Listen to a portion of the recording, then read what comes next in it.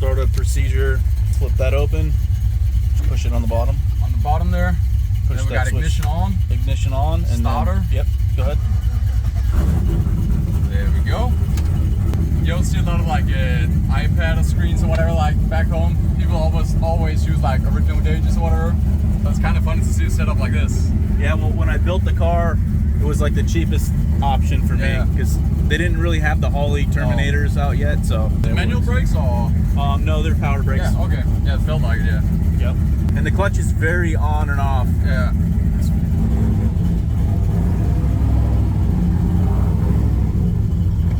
The clutch is better than mine.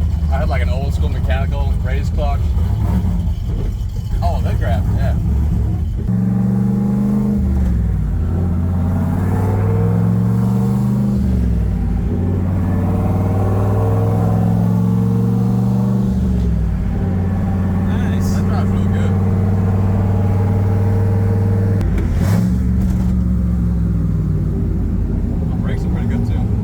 Brakes, I'll move it on this thing like stock. Yeah.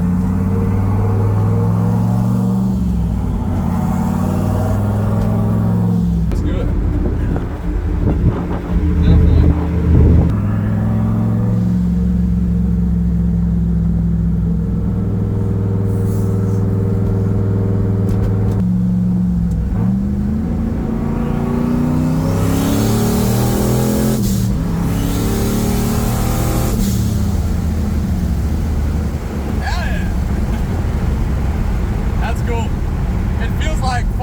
Definitely.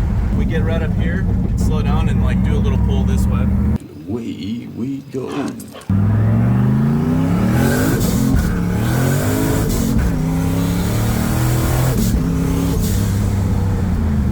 Woo! That's cool. I just like a good transmission.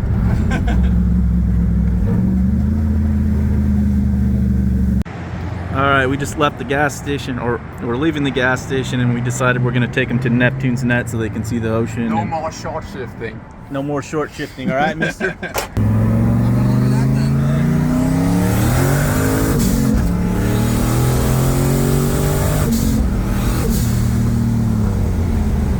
was 6,002.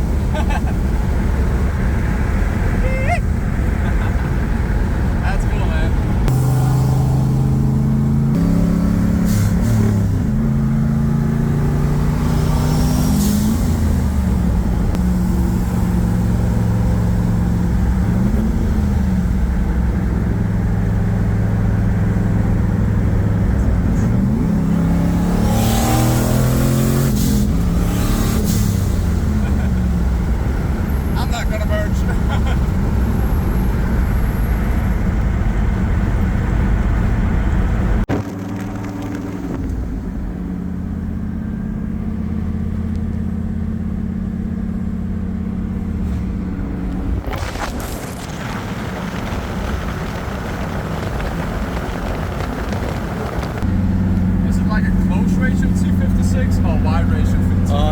It's the close ratio. Yeah. Yeah. It just has really like that, really tall gears in it though. But it's still like a nice, what's it called, like spectrum in between the gears, whatever. Yeah.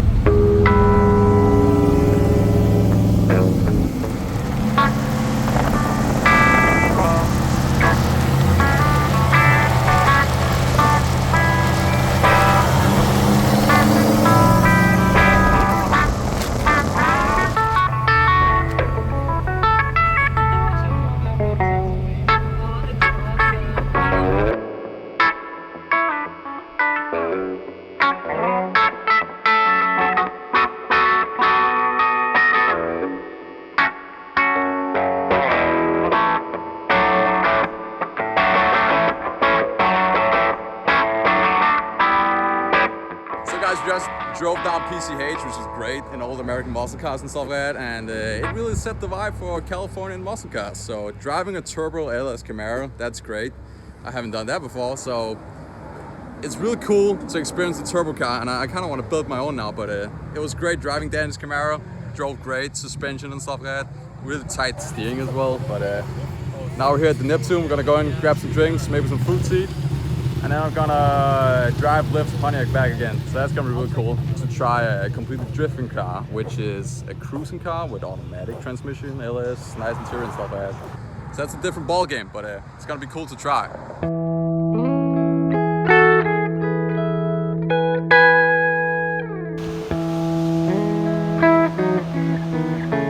It's my time to be a captain today, so we're gonna jump in a boat. 3,500 pounds and 400 horsepower. Let's go. It's gonna be a fun time.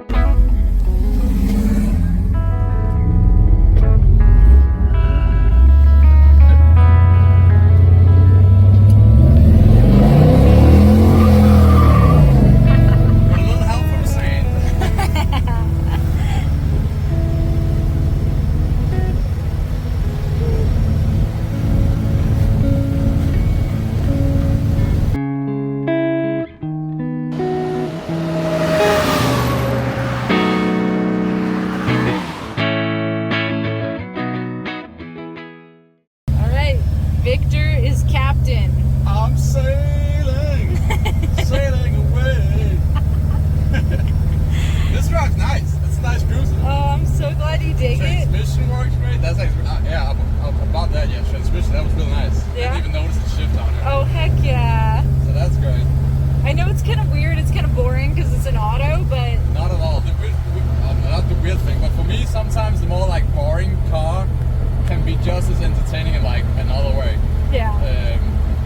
Just for different stuff, I guess. Like this would be the rig you took out to pick up a Christmas tree or something, Yeah. right? Strap it to the roof.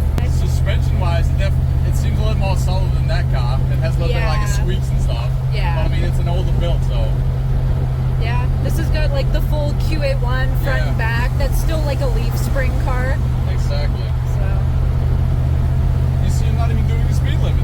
Because it's so comfortable to just cruise. That's what I do all the time. He's like, why are you driving so slow? I'm like, I don't even realize it. Exactly. I have the same thing when I jump into like a quiet car, a comfortable car, I guess. Yeah. And I have the tendency to like do 10 under.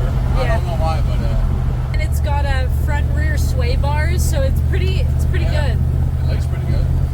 It definitely has a different like steering ratio. Feel, yeah. Than the Camaro car, so you definitely have to turn more to do more, but yeah. His Camaro has got the best steering of any old car I've ever been in, so it's hard to like... For a stock steering box, definitely. It's way better than what I tried. I couldn't believe it. It actually drives really great. I actually thought it had like a Borgeson box in or something, but nope. Nope. This one's got a Borgeson, but then the issue is like it's got that big stock steering wheel, so I'm sure if I went to a smaller one, it would...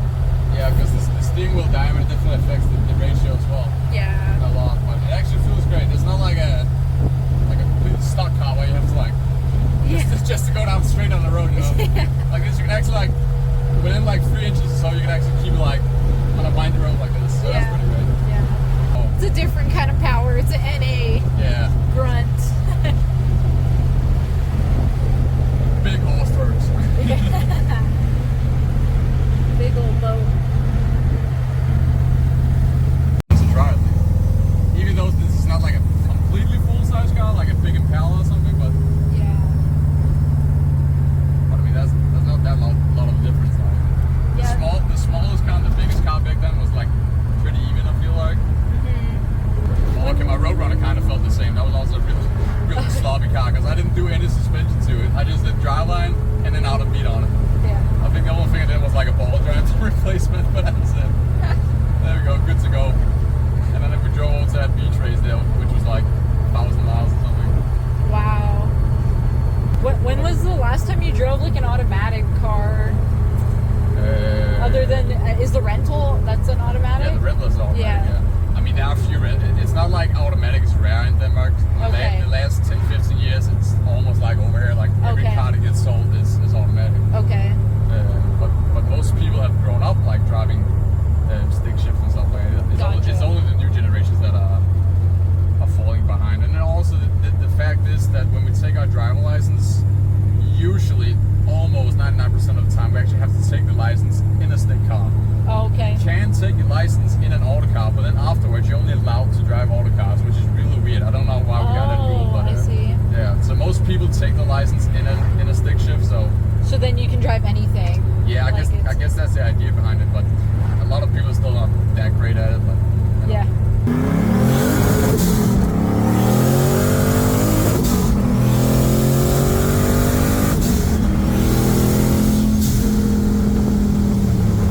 it's a really calm and docile as well. Or it can be really wild or mild. But I should say it like grips, but it grips it like perfectly, just straight. It don't throw you out to the side. It grips us more on the left or the right or something. Just you're straight anyway. Yeah. It's perfect.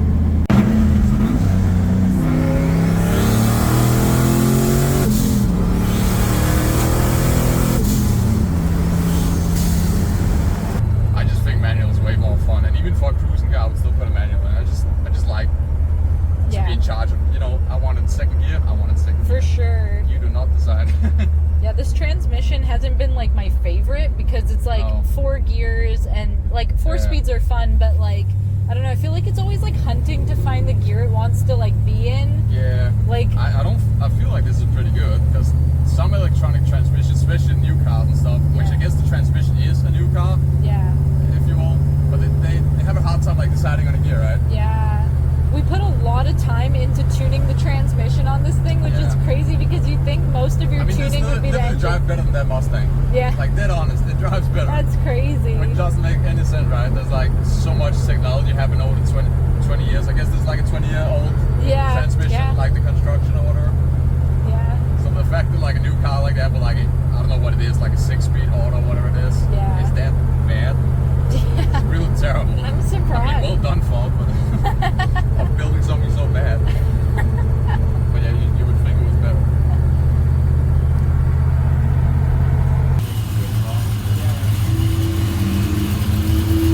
So we just got done driving in some old muscle cars. That was a great time. Great time out here. It's afternoon now. We're gonna find something to eat and stuff, and then also let us sleep in an old camper van. So that's pretty cool because then we don't have to buy a hotel this evening. And there's some cool cars there. Look at that old 240C, and then we have a Chevy loft truck. No, that's not a Chevy loft truck. That's really cool. I love these old mini trucks. There's so many of them over here, and when they're built right with cool wheels and stuff, they look really cool. Especially this one with slot max. The banana boom tubes. About a year and a half, yeah.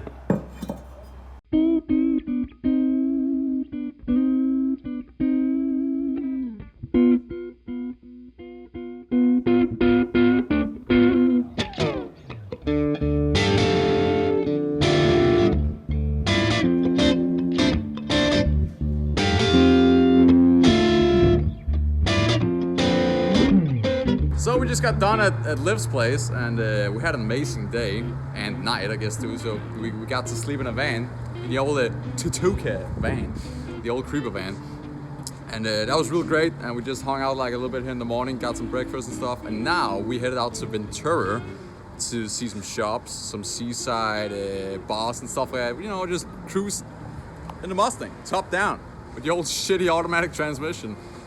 And then after that, I guess the plan is to head out eastbound and down to Vegas or something. So catch you in a bit.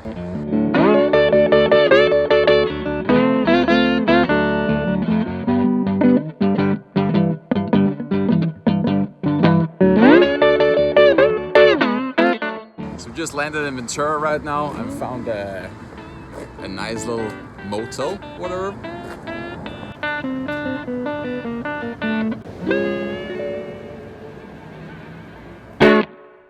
So we're gonna get some rest now, and then tomorrow we headed for the old eastbound and down, Las Vegas, I think. So see you in the desert with some rattlesnakes and scary stuff. So we just checked in, and the old guy said, go up the mountainside, take a look at the view, and this doesn't disappoint at all. This is awesome.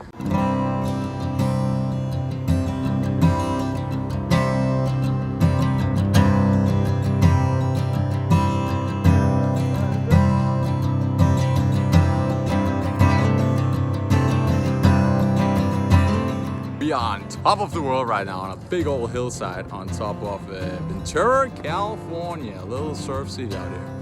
We are definitely not supposed to be here, but we are here, so. For the experience. Exactly. For the good old experience. For good.